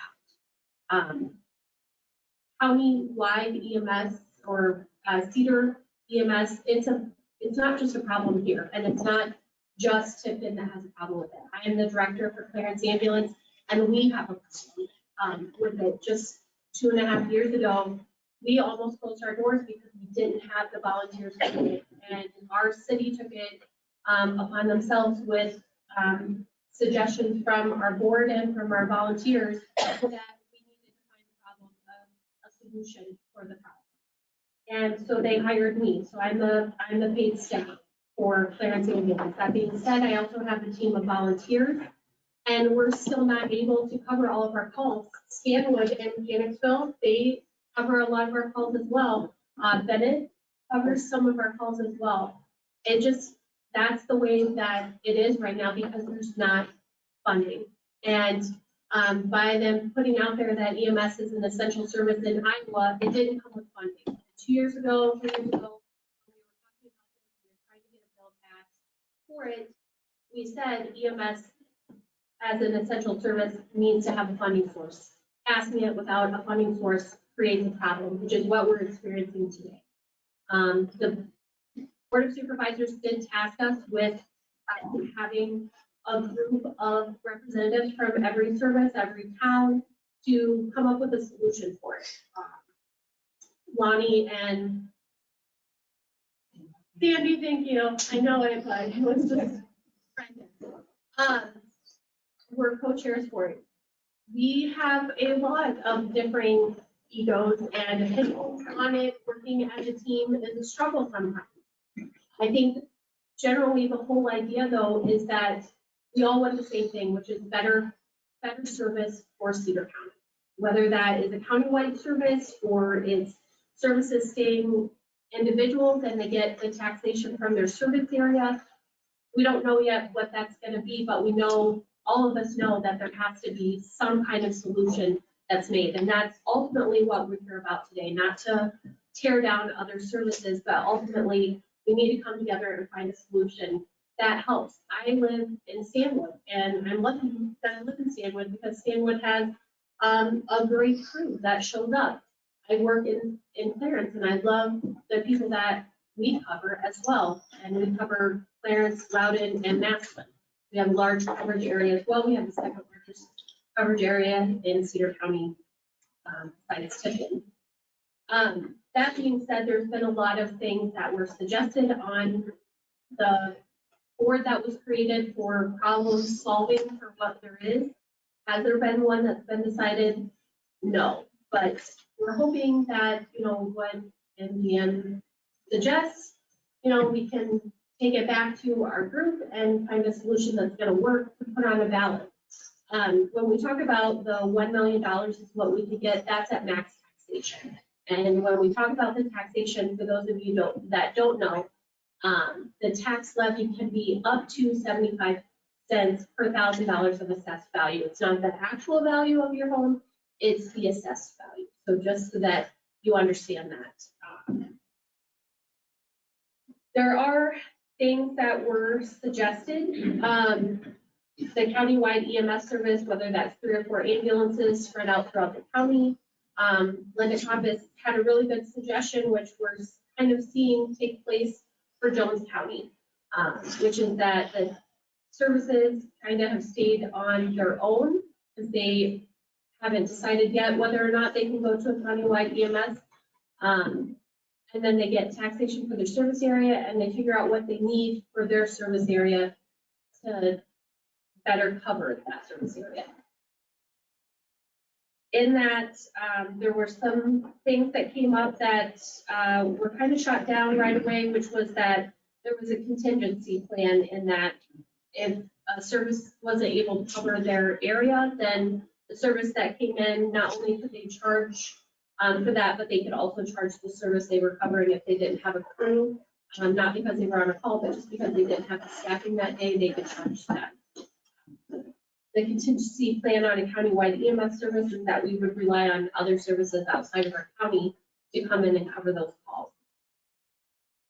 So either way, I mean, there's going to be contingency plans. There's always going to be the possibility that there's more calls than the ambulances that we have. That's just reality. That's realistic. We can't plan for every single scenario. So is all of this going to be an absolute solution? No, it's not. But I feel like we've got to come together, as Kevin had said, we have to come together as a team. And we need support from the community, we need support from each other to do that. And not Tipton's not the only one that has a problem. And I can say, as Clarence, we also. And we rely on some of the other services, not as heavily, but we do. Okay, so there's something here I'm going to address, and it's, as most of you know, I'm not a super politically correct person. I say what I think. And to Mr. Koob, he talked about teamwork. Teamwork goes both ways. To respect their, picking on one person. Brittany just got done talking about teamwork. I'm going to explain to you why I'm the way I am. I'll bet Reese, if he had at 6 o'clock, he didn't have a crew. When he comes out at 7, if he was a director, he'd probably come out an hour early so that it was covered. Or he'd at least call the sheriff's office and tell you that he doesn't have a crew. So when we get a major medical call at 10 minutes after 6, my deputies aren't out there doing CPR for 29 minutes and waiting for 40 minutes for the Tipton ambulance to show up. And there's an individual here. I wish I could tell you the things a lot of people out here have told me, but they won't say. But I will say this. When you find out the current director said, I want a full-time paid ambulance service, and that there's going to be a lot of people die in Cedar County, but by God, I'm going to get my way. I am done working with that person.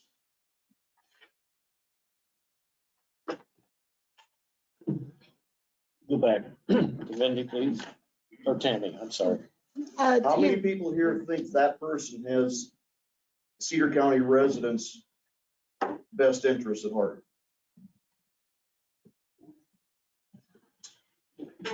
I'm done now. Go back to Tammy. Okay, Tammy, you're unmuted on our side. thanks.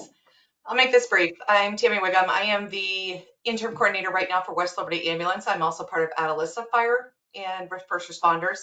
I also work for Johnson County Ambulance. We need to refocus. This is supposed to be about essential services. This is an EMS problem. This isn't a Tipton problem. This isn't a Stanwood problem. This isn't a Mechanicsville problem. This is an EMS problem. West Liberty ran 636 calls last year, and without the blend of paid staff along with our volunteers, there's no way my volunteers could have covered that alone. There's no way I could have covered it alone. It does take teamwork. And this county in general, Cedar County, needs to find a solution that works for everybody.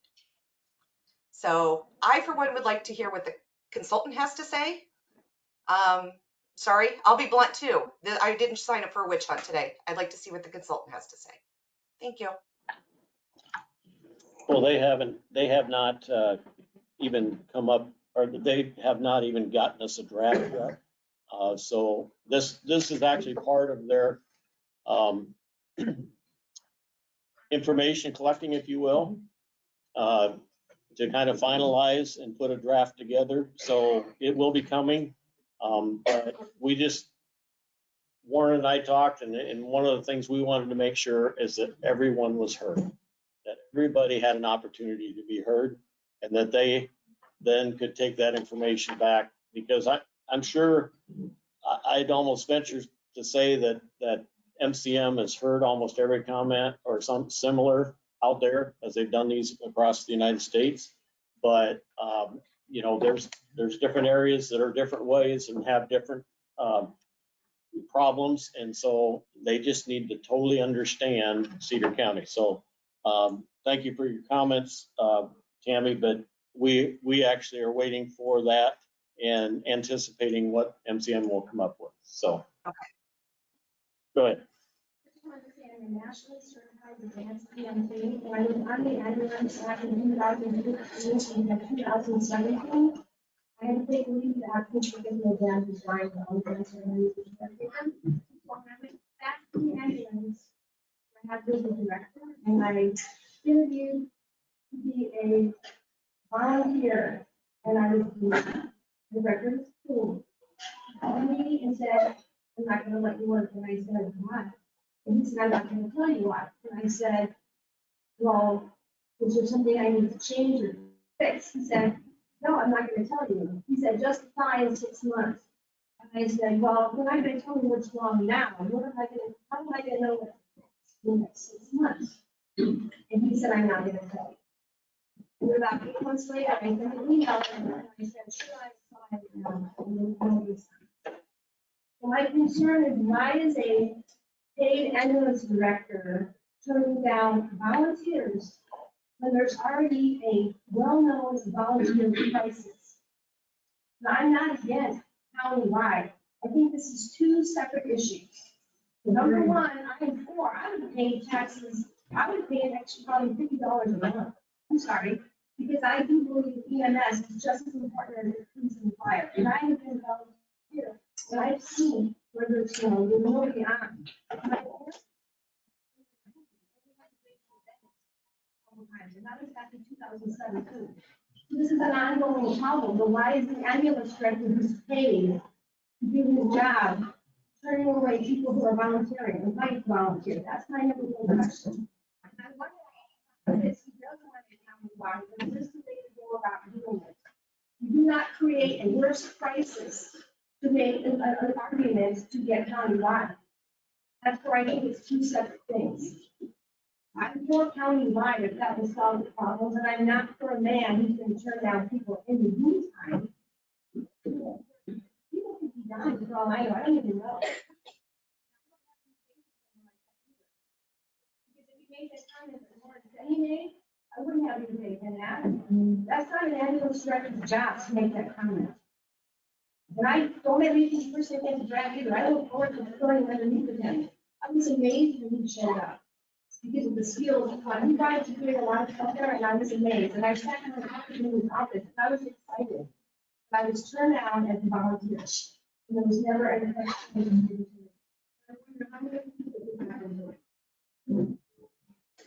Okay, in the back? I came tonight with a fairly open mind, I thought.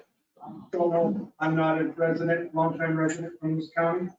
But it sounds like to me that there's a couple of problems going on. One, we got a problem that I don't know if money can solve it because you can't raise enough money if you do a paid EMS solution. The other thing is you've got one of your townships that doesn't sound like they're kind of going away, and those problems need to be addressed. I think with the combination of both of those things, I think maybe Tipton and Cedar County could get their act back together and provide services that the citizens of this county, I think, deserve. I wouldn't be opposed also paying for EMS services, but I don't want a community like Tipton not to be pulling their weight either. We need to get it back. Okay. Anybody else? Yes. I'm Nick Trumbull. I'm the service director for Wilton Ambulance. And prior to that, I was the service director for Clarence Ambulance. I've been an EMT since pretty much as soon as I got out of high school. But it is absolutely a countywide issue, not a different issue. Some services have more problems internally than others. And I guess that's for those towns to decide how that's handled. But basically, I would just want to say before more people took off is keep this essential service thing in your minds. Talk to your families about it. And when it does come to the ballot, make sure everybody gets out to vote, because this is going to be something that's going to take countless lives. A bad ambulance director, a lack of volunteers is nothing compared to if we get this passed as an essential service, and we're getting, even if it only is $1.1 million, and we just spread that throughout every ambulance service in the county, it's still going to help in some way or another. So whatever you do, keep it in your mind, go out and vote. Yes, hopefully. But if you guys have questions, reach out to your local ambulance service, or your local service director, or whatever, and ask it, because this is something that is very real.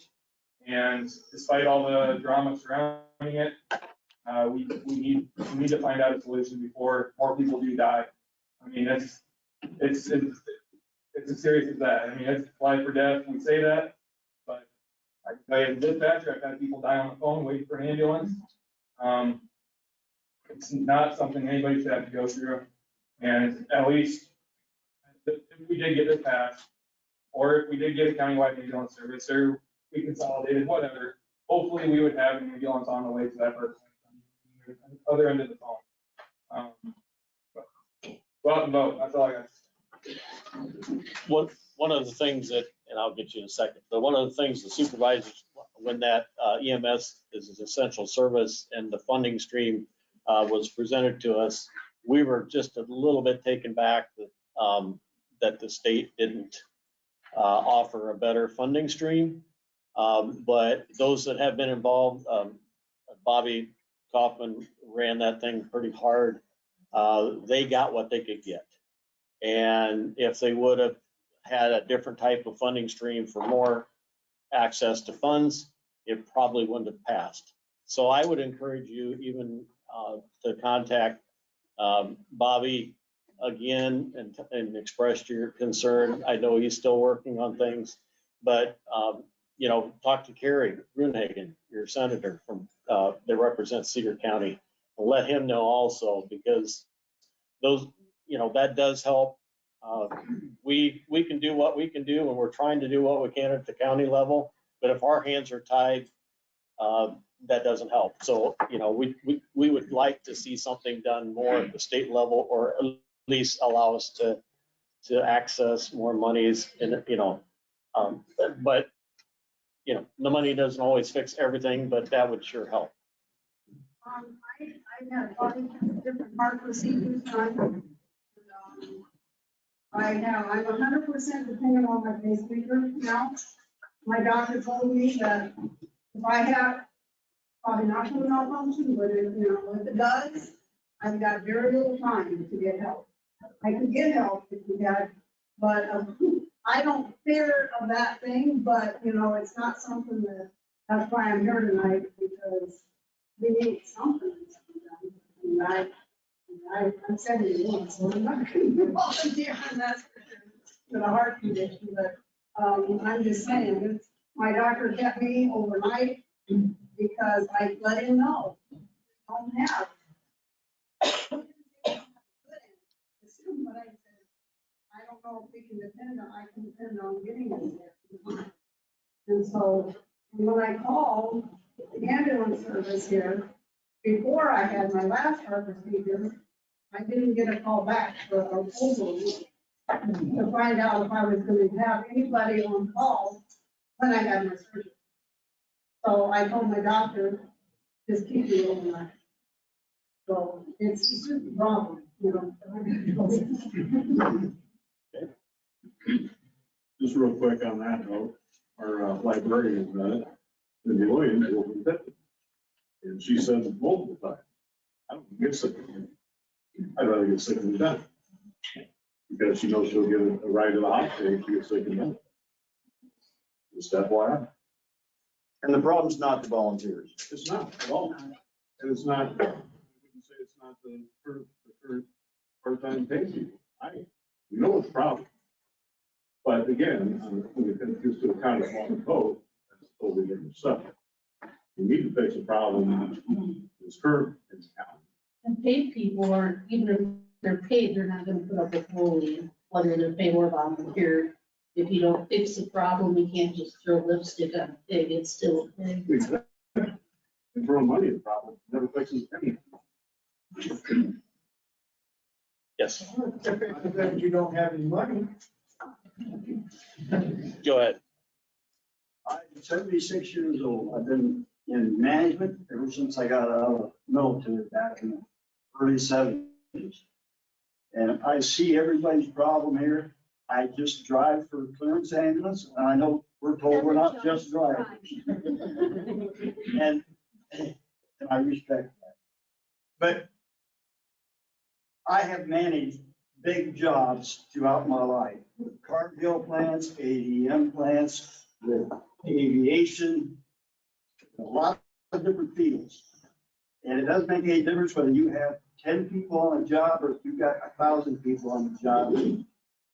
The only thing that's going to get done depends upon the management. It's got to start up above in management. So that's where the problem starts. That's where it's gotta be started to fix. Volunteers can't do it. You gotta get to that level that can take care of the management. And then it'll trickle down and it'll work out. Because we're all volunteers, and if we love our job, we wouldn't be doing it.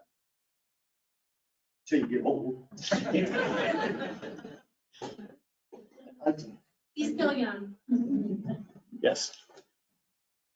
I just would like to know from Warren, when you said something about the department heads' responsibility, you probably be working to your dispatchers and that they don't have enough volunteers in their ambulance service. What can you do to mandate that they let you know? Well, before I actually knew the 2080 agreement, because it was between the ambulances, I had to go get a copy of it. But it had gotten to the point where if Tipton had a call, we just paged everybody in the county because chances are there wasn't going to be a crew. And if Tipton acknowledged, we gave it to them, we had everybody else stand down. Well, after a few weeks of that, I don't remember how long it went on, but I started having other ambulance services say, you know, we're kind of getting tired of getting woke up in the middle of the night for no reason. And I understand that, but I had to do something. And then when I seen the 2080 agreement that all the ambulance services signed on to, and I seen that was in there, you know, I started, I think, sent an email out saying that I require you to tell us when you don't have a crew per the 2080 agreement. And I think it's been a lot better since then. We had the issue I talked about earlier where they didn't have a crew after 6, and he was still in West Branch because he doesn't start work till 7. And he doesn't stay after 4. But it's not perfect, but it's a lot better than it was. All the other ambulances do it. Well, reading that 2080 agreement, I mean, Tipton's violation, anytime they don't have a crew and notify dispatch, it's an immediate violation. Okay. I know that dispatch has a schedule. I've been on for a couple of years, and I calls, and I know I looked at the schedule. I don't care about the schedule. We just assume you have a crew. I'm telling you, I called dispatch, and they said, I know you guys got crew. Okay. But I feel bad calling all the time because they're busy and you interrupt. And I'm like, one time I'm like, hey, you want me to keep calling? You know, I don't want to interrupt you. I'm like, oh no, we appreciate it. But we need to look at your schedule. You call and tell us you have a crew. I don't care if you have a crew. I want to know when you don't have I one. know you don't care about us here, but my wife does and my kids do when I put over 100 hours of volunteering. Don't turn that around though. You know what I mean? Just because you're sheriff. I don't care when you have a crew. I need to know when you don't have a crew. That's something that the supervisors can take care of, to mandate that the cities mandate or let you know that. Okay, the ambulance crew, that's who signed off on the 2080 agreement. The 2080 agreement is not between the Board of Supervisors and those ambulance crews. It's between the cities and those ambulances. I don't know why you're trying to turn that around on me. It's the 2080 agreement that you people signed. I just want to know what I'm might be a solution. talking to them. Yeah. I can't force them to do anything. Other questions? Comments? I want to speak up as a dispatcher real quick. Prior dispatcher of Cedar, I'm sorry, as a prior dispatcher of Cedar County, if anybody ever called in and said, hey, I don't have a crew, there's no way I'm going to be, oh, don't ever call again. You know, we want to know when you don't have a crew. That's asinine if anybody ever told you that. They shouldn't have said that. And that's probably 1 in a million times they're never going to tell you that, if that's actually what happened. Because why would you not want to know if somebody doesn't have a crew? It gets repetitive to age of age. So, sorry. I think we've heard enough about the Tipton problems, which are creating problems for everybody else. We've got the mayor here, we've got the council member here. think they're now well aware of, including what was said tonight, plus what's been said before. Tipton has a problem that they need to address. I think they're working on it. They need to get on it a little more quickly maybe and figure out what they can do to get this problem resolved, take the pressure off of everybody else. And then we can continue on with this essential service business and see whether that's going to fly or not. Sounds to me like a lot of your ambulances are going to be opposed to it anyway. They want to keep their own community ambulance service, which works out well for a lot of them. Anyway, I think Tipton's aware of it, so I don't know, we need to keep beating a dead horse. I think they know darn well how people are feeling about their ambulance. Anybody else? I told Warren we're gonna wrap up by 8:30. So, yes. John, I've been with the ambulance for 2 or 3 years now. So I'm ad on Facebook, I'm sure most people have. Brad called me, 1 week later I met him. I believe in here background check, driver, road test, I asked him no problem. Very. As far as I know, Brad's been, I've done 30, 40 calls with him. He's been nothing but the nicest man, whether it's the 11-year-old kids or 9-year-old people. So other people are having problems with him, I can't say. I can't find out what we call with him. He's called me before shift start, I live in town. He's done everything today. We got a call him come in. Brian and I personally run well past 4 p.m. That might be his usual schedule, but we answered calls at 4:15. We're sitting in the office talking to calls. Again, I'm going after Brad for that, and there may be some issues. I'm not from Tipton or Iowa, so I wouldn't blast myself as a good old boy. I heard calls about Brad. There's several women that work there, I won't speak for them, but I've seen them volunteer many times. Someone said before, these people work for Brad, they were his boss. 20 guys work on me, my normal job, most of them don't like me most of the time, although they still work for me. So again, everything's back to Brad, everything, there's a lot going on there. Ben, they say they answer a lot of our calls. We have 3 locations in town between Cedar Manor, Prairie Hill, and the retirement. And we do more calls to those 3 places when they get a year. They're not Tipton residents, they're Cedar County residents. Sure, most of them are living down. So we have an aging population. They're sharing the responsibility in that. I want to talk about raising taxes. That's a whole separate issue. We want to do a fair fund. Do an opt-in system, make everyone in the county opt in for coverage. That's the fairest thing to do. People here say, well, gladly they donate money. Donate money now. You don't have to vote, donate money. You can donate all you want. Put the fund together. Every year we can look at it, spend that money. And yeah, we have an aging population. The southwest of Iowa closed up several ambulance houses in the last several years. You can look up those numbers yourself. Eric here has this going down the shore. Several people volunteer. Chris and I started at the same time. My brother works here. He has 3 small children at home. He still volunteers a couple nights a week and works full-time job. I've averaged about 60 hours a week in my job for 2 years. Still volunteer. You live in town. I don't have any kids. I still volunteer. People in town might get hurt. I'm not even from here. There's the responsibility of town. So this is key, whether this is a political thing or whatnot, it's attacking one person. People left as they whisper, they say they're tired of hearing about this. They don't believe it to be true, they're not willing to stand up about it. But it seems like it's going a bit too far on that, attacking one person. The schedule thing, that may be a thing you guys want to talk about, but I can pull the schedule up on my phone in about 10 seconds. It's live updated, so whether I type it in here, someone in West Branch typed it in. I see it as they're typing it in. So is that the solution that the dispatchers can see it? Might not be the right solution, but say you're on the hold for 10 minutes trying to get a hold of somebody, well, I can pull it up in 10 seconds. It seems a little ridiculous. You know right away. I understand dispatch is on the phone with the caller this whole time too. Oftentimes giving them emergency medical dispatch instructions, whether it be CPR, whether it be delivering a baby, whether it be stopping the bleed, dispatch doesn't have time to take care of your ambulance service and to take care of the caller on the phone. Dispatch's priority is to dispatch that ambulance service, whoever pops up on CAD, dispatch that ambulance service hope to God that they respond, you know, they have told us that they're out of service. And And we don't have the time to go look through everybody's schedules. I mean, if you ever go in, I'm not trying to attack it, but I'm just trying to inform everybody. If you go into the dispatch center, you'll see tons and tons of books, you'll see tons and tons of folders, you'll see all kinds of stuff, and dispatch has a lot of stuff to do.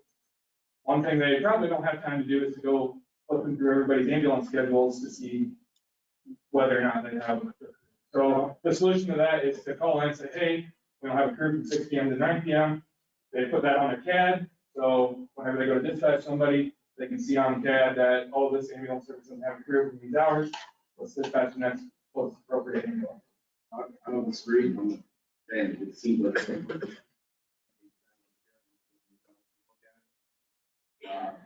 Aging every ambulance in the county rather than that seems to overstrain, you know. Yeah, then that's all the problem. At work. Sometimes you gotta go to the extreme. And I didn't even speak for Bennett again, I gotta go. And Brad, or Brent, I'm sorry, General can attest to this. We get great donations, no? I mean, that last ambulance you bought, how much of that was donations? Then other services in the county get donations, so.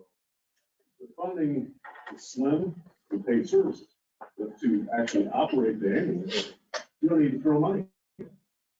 It's, again, like the gentleman from Clarence, it's management, in my opinion. And I don't run my service, I don't live here, but if I had residents building in about how they run their service, I'd take care of it. I disagree with that work with Brad, and I never said people to do work with Brad. I mean, as I pointed out before, we had 3 spots in town that take more calls than they did in a year. Part of it. They are Tipton residents, so. Yes, they're also Cedar County residents. And according to your roster, you have. They have Tipton addresses, they're Tipton residents. And you have Taxes from those buildings go to the city of Tipton.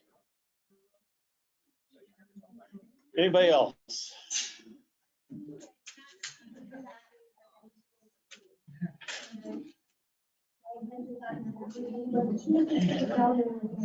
What about my experience?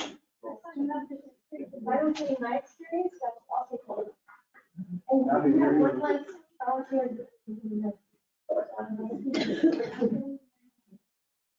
Yes. My name's Dave Clark, I'm the local police chief. I don't really work with Brad, I don't really know Brad, I don't know anything like that. Just wanted my experiences from the ambulance service, with my service director, unfortunately, I did work very closely with the grant guys in there. Nick is our only paid, personnel in the ambulance service, and trust me, he doesn't get paid very much. We ran right at 400 calls last year. We're so fortunate to be able to work with Grant. That's our closest ally. We work really, really well with them. We hope we support them as well as they support us. But one thing I will say is the director we have and the director we have, it really, like the gentleman, the firefighter, in fact, said, it is 5 people. It is 5, 6, 8 people that make this thing go. We have 26 people, something like that, on our roster. 8 of them are what make our service go. But our director really makes those 8 feel important. He values them, he appreciates them, he understands when they can't, he works around their schedule, he works it the best he can. If they're not available, he takes the call. Nick is one of my police officers. He works from 5 PM to 3 AM, Wednesday through Saturday. I guarantee that something comes out 6 o'clock in the morning on Sunday morning, he's getting up to go. Yeah, his wife gets up to go. About to have their second child, she gets up to go. I was fortunate when I hired Nick as a director that I got his wife along with it. You know, they work as a team, so I kind of got both. I got really, really lucky. I appreciate that. But one thing I will say is, from the management standpoint, and that's what we're talking about, and I'm not going to attack Brad because I've only talked to the man a handful of times. From a management standpoint, make your volunteers feel important, make them feel wanted, make them feel needed, work around their schedules. If they're able to do this shift, fine, adjust your schedule to make it work. But one way or another, you can make that service work. He is our only paid. We ran almost 400 calls. And we did that with a handful of people. If you can make them feel like they're needed, they will work for your service. one more before we call it quits tonight. Yes. I'd like to go. My name is Jocelyn. I'm here with Cedar County Home Health, so we're kind of all over the county and have called ambulances with multiple different towns. Just personally, I wanted to say that in Tipton, I've had to page out for an ambulance just on 2 different occasions. One was in respiratory distress, one was in cardiac distress, sorry. And it was 30 minutes and 45 minutes that I waited for an ambulance from, I think it was Mechanicsville and Clarence, that had come on those 2 different times. And those patients are just, you know, when are they coming? When are they coming? When are they, you know, there's not a whole lot that you can do with sitting there holding their hand when your hands are tied. I just also wanted to mention that working with those other towns, I've had one patient in Loudon who one of their volunteers went and delivered a lift chair for them, like on their own time. I know Durant transports one of our residents to a doctor's appointment. And then I've had a patient in Tipton who has said he absolutely refuses to call 911 because Brad has told him before not to call, that he does not need to go, and that's a waste of their service. He said, I will lay on my floor and die before I call 911. He told me not to. So that's just something, you know, the experiences from the different towns and the different patients, it's definitely a different dynamic from what I've heard in Tipton than it is in other towns. And funding is a big issue, you know, like Nick said, you know, get out there and vote because that's how things are going to change. But I think that there's a problem, you know, more immediate problem that could be fixed before we get to the voting and the bigger funding issues. But that's just fine. Well, thank you all for coming tonight. I want to give a special thanks to those volunteers and the paid staff that operate the ambulance services. You do make it work, and I know that we as supervisors are listening. MCM is going to listen to tonight's meeting. We hope before too long we will get a report back, a first draft from them, and hopefully get a proposal from them. Our board is not knowledgeable enough about the EMS system that we will heavily rely on that the committee that we put together before to help us along with that, to put the language together for it to go to a vote. But we're moving as fast as we can. It's just one of those things that takes time. And so, you know, look forward to doing what we can and in the future. But I thank you all for coming tonight and participating. And I think it was a good meeting to at least get those voices that wanted to be heard, whether it's about, you know, the EMS service or local problems. But I appreciate your willingness to come out and talk tonight. So thank you. Thank you. It's all right.